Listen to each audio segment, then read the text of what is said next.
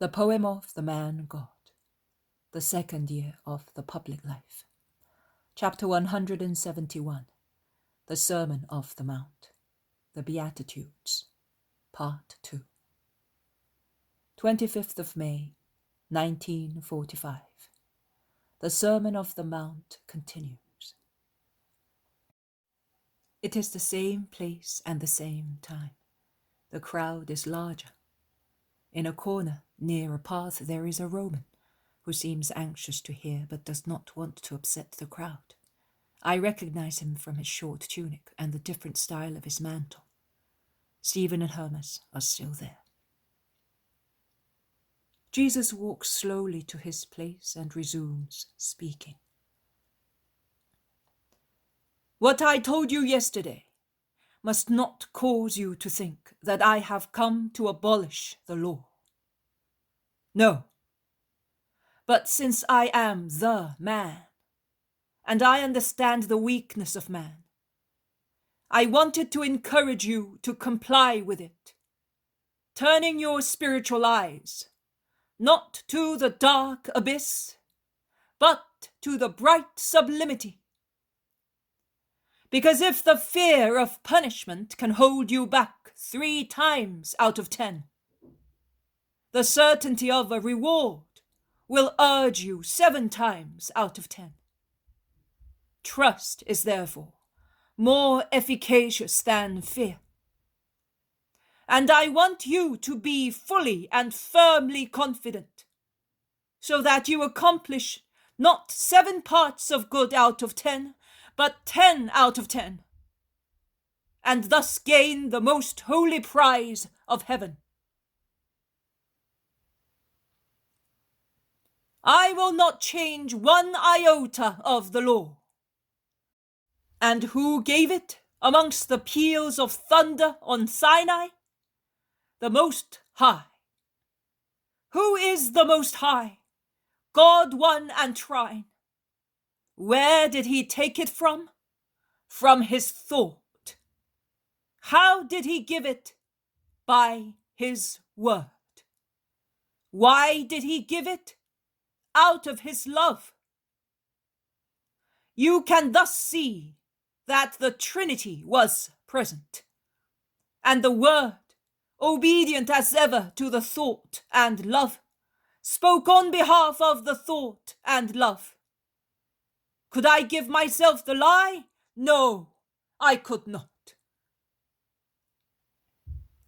But since I can do everything, I can complete the law, make it divinely complete, not what men did throughout centuries, as they did not make it complete, but incomprehensible and impossible to be fulfilled. In fact, they superimposed precepts and laws taken from their own thoughts, according to their own gain. And they thus lapidated and suffocated, sterilized and buried the most holy law given by God. Can a tree survive if it is continuously struck by avalanches, rubble, and floods? No, it will die. The law dies in many hearts, suffocated by the avalanches of too many superstructures. I have come to remove them all, and after unearthing and reviving the law, I will make it no longer a law, but a queen. Queens promulgate laws. The laws are the work of queens, but they are not above queens. I instead make the law a queen. I complete it. I crown it, putting on its top the wreath of the evangelic counsels. Before, it was order. Now, it is more than order. Before, it was the necessary thing. Now, it is more than the necessary thing. Now, it is perfection. Who weds it, as I present you with it, becomes immediately a king. because he has reached perfection, because he has been not only obedient, but also heroic. That is holy, as holiness is the sum of virtues carried to the greatest height attainable by a creature, heroically loved and practiced through a complete detachment from every human desire and consideration. I could say that he is a saint, whom love and desire prevent from seeing everything but God. As his attention is not distracted by inferior sights, his eyes and heart are fixed on the most holy brightness, which is God, and in which, since everything is in God, he can see his distressed brothers stretching out their hands suppliantly. And without taking his eyes away from God, the saint devotes himself to his suppliant brothers. Against the flesh, against wealth, against comfort, he pursues his ideal, to serve. Is a saint poor or disabled? No, he is not. He has succeeded in achieving true wisdom and wealth. He therefore possesses everything. And he never tires, because while it is true that he is always active, it is also true that he is continuously nourished. And while he understands the sorrows of the world, he feeds on the delights of heaven. He is nourished by God and delights in God. He is a creature who has understood the meaning of life. As you can see, I neither change nor mutilate the law, neither do I corrupt it by superimposing human fomenting theories. I complete it. The law is what it is, and shall be such until the last day. Not one word will be changed, not one precept will be abolished. It is crowned with perfection. To reach salvation, it is sufficient to accept it as it was given. To obtain immediate union with God, it is necessary to live it according to my advice. But since heroes are an exception, I will speak to common souls, to the mass of souls, so that no one may say that I have made what is necessary unknown in order to reach perfection. But of everything I tell you, remember this: he who takes the liberty of infringing one of the least of these commandments will be considered one of the least in the kingdom of heaven. And he who will induce others to infringe them will be considered one of the least, both with regard to himself and led to infringement.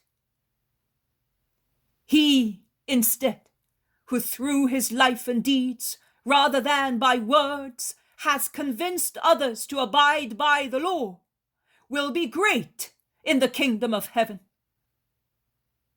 And his greatness will be increased by each of those whom he has led to obey and thus sanctify themselves. I know that what I am about to say will taste bitter to many tongues, but I cannot tell lies, even if the truth I am about to speak will procure me many enemies. I solemnly tell you that unless you create anew your justice, detaching it completely from the poor and unfairly defined justice which the Pharisees and scribes have taught you, unless you are really more just than the Pharisees and scribes, who think they are just, because they increase the number of formulae without any substantial change of their spirits, you shall not enter the kingdom of heaven. Beware of false prophets and erring doctors. They come to you clad as lambs, and they are rapacious wolves. They come clad with holiness, and they deride God. They say they love the truth, and they feed on falsehood. Study them before following them. Man has a tongue and speaks with it. He has eyes and sees with them. He has hands and makes signs with them. But he has something else which is a more truthful witness of his real being, his deeds. And what are two hands joined in prayer, if a man is a thief and fornicator? And what are two eyes, which pretending to be inspired, roll in all directions, if after the farce they greedily stare at a woman or an enemy, out of lust or for murder? And what is a tongue, expert in whistling a false song of praise, and in seducing by means of honeyed words, if behind your back it calumniates you, and is capable of swearing falsely, if only it could pass you off as a mean fellow? What is a tongue that says long hypocritical prayers, and is then quick in killing the reputation of a neighbor, or seducing his good faith? It is disgusting! And disgusting are untruthful hands and eyes. But the deeds of men, the true deeds, that is, his behavior at home, in business, toward his neighbor and servants, are the things that testify, this man is a servant of the Lord. Because holy deeds are the fruit of true religion. A good tree does not bear bad fruit, and a bad tree does not bear good fruit. Will these thorny bushes ever be able to give you tasty grapes? And those even more stinging thistles, will they ever be able to mature sweet figs for you? No, they will not.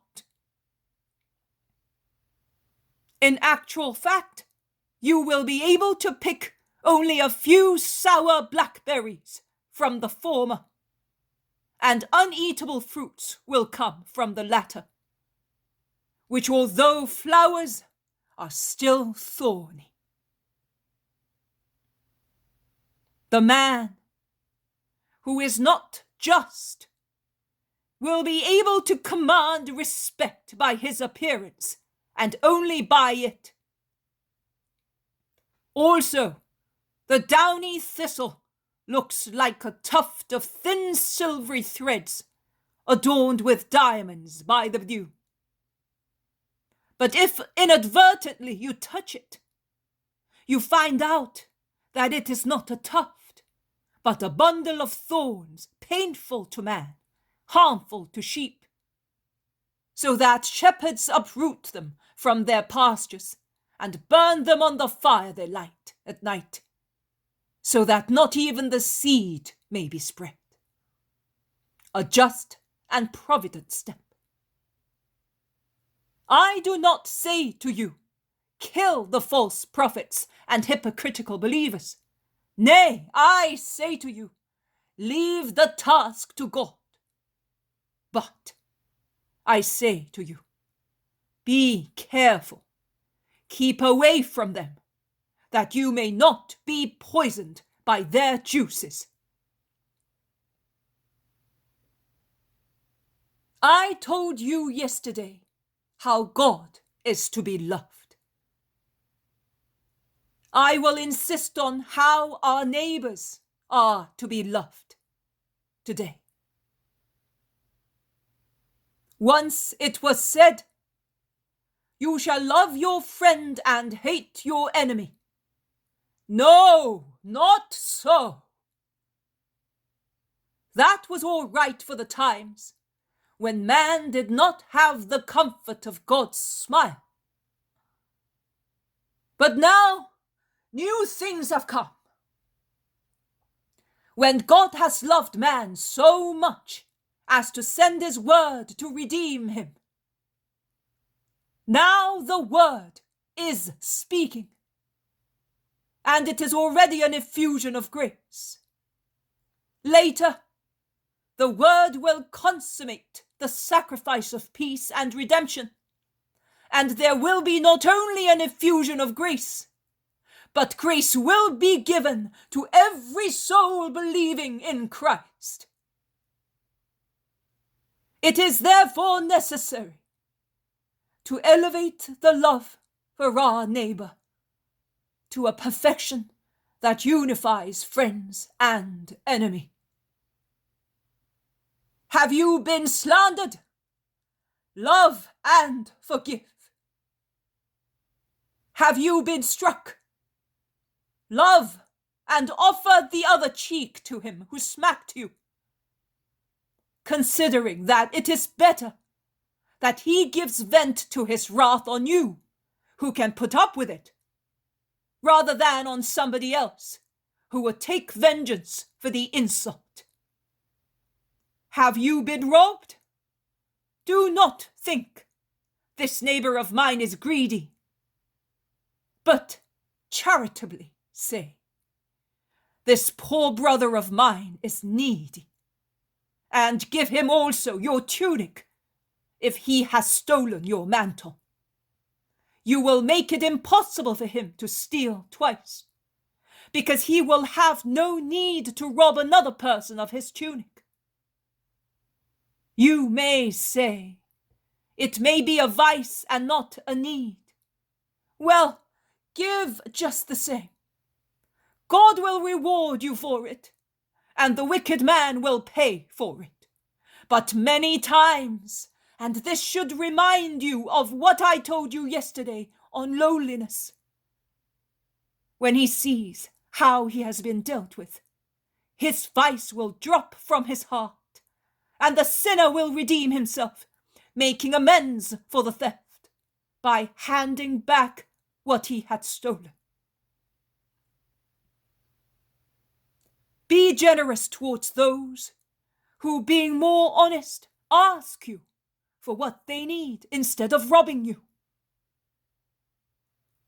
If the rich were really poor in spirit, as I explained yesterday, there would be no painful social inequalities, the cause of so many human and superhuman calamities. Always consider, if I were in need, how would I feel if I were denied help? And act according to the reply of your ego. Do to others what you would like done to yourself, and do not do to others what you would not like done to yourself. The old saying, eye for eye, tooth for tooth, which is not one of the 10 Commandments, but was added because man, devoid of grace, is such a beast that he only understands vengeance. The old saying has been cancelled. It has indeed been cancelled by the new word. Love him who hates you. Pray for him who persecutes you. Justify him who slanders you. Bless him who curses you. Help the one who harms you. Be pacific with quarrelsome people. Be compliant with bothersome persons. Willingly help those who have recourse to you without practicing usury. Do not criticize. Do not judge. You do not know the particular reason for men's actions. Be generous and merciful in all kinds of assistance. The more you give, the more you will be given, and a full pressed down measure will be poured by God onto the lap of him who has been generous. God will not give you only according to what you have given, but he will give you much, much more. Endeavor to love and be loved. Quarrels are more costly than friendly settlements, and a good grace is like honey, the flavor of which lasts for a long time on one's tongue. Love, love, love friends and enemies, to be like your Father, who allows the rain to fall on the good and the wicked, and lets the sun shine on the just and unjust, and will grant eternal sunshine and dew, and hellish fire and hail, when the good will be chosen, like the selected ears of corn, amongst the sheaves of the harvest. It is not enough to love those who love you, and from whom you expect reciprocation. That is no merit. It is a joy, and also naturally honest men can do it. Also the publicans and the Gentiles do it. But you must love according to God, and out of respect for God, who is the creator also of those who are your enemies, or are not very fond of you. I want the perfection of love in you, and I therefore say, be perfect as your Father, who is in heaven, is perfect. So great is the precept of love for your neighbor, the perfecting of the precept of love for your neighbor, that I no longer say, as it was said, do not kill, because he who kills will be condemned by men. But I say to you, do not get angry, because a higher judgment is above you and takes into account immaterial actions. Who insults his brother will be condemned by the Sanhedrin, but who treats him as a madman and consequently has harmed him will be condemned by God. It is useless to make offers at the altar, unless you, for the sake of God, first sacrifice your ill feelings in your hearts, and you fulfill the most holy rite of forgiveness.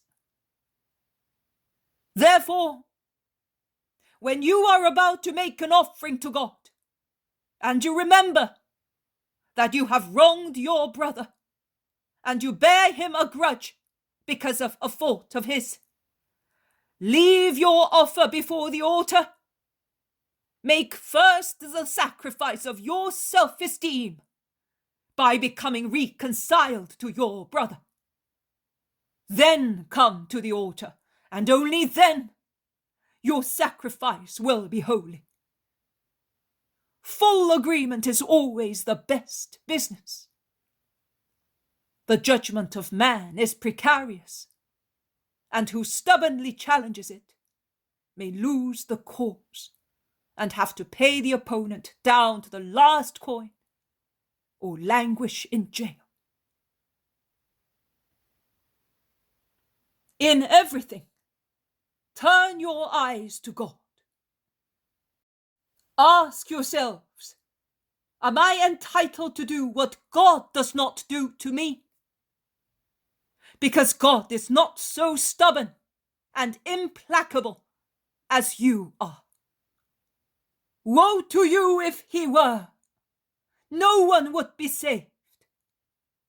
Let that consideration induce you to mild, humble, pitiful feeling. And then you will certainly receive a reward from God, both here and in the next world. Here in front of me, there is also one who hates me and dare not say to me, "Cure me," because he knows that I am aware of his thoughts. But I say, let it be done as you wish. And as the scales fall from your eyes, so may ill feelings and darkness fall from your heart. You may all go with my peace. I will speak to you again tomorrow. The crowds disperse slowly, waiting perhaps for the cry of a miracle, which, however, is not heard. Also the apostles and the first disciples who remain on the mountain ask, "Who was it? Has he not been cured?" And they insist with the master, who is standing with folded arms, watching the crowd descending the mountain. Jesus at first does not reply. He then says, "His eyes are cured, but his soul is not. It cannot be cured, because it is full of hatred." "But who is it? That Roman, perhaps?" "No, a poor wretch." "Why did you cure him then?" asks Peter. "Should I strike by lightning all the people like him?" "Lord, I know that you do not want me to say yes, and so I will not say it, but that is what I think, and it is the same." "It is the same, Simon of Jonah. You should know then. Oh, how many hearts covered with scales of hatred there are around me. Come, let us go up there, to the top, to look from the height at our beautiful Sea of Galilee. Only you and I.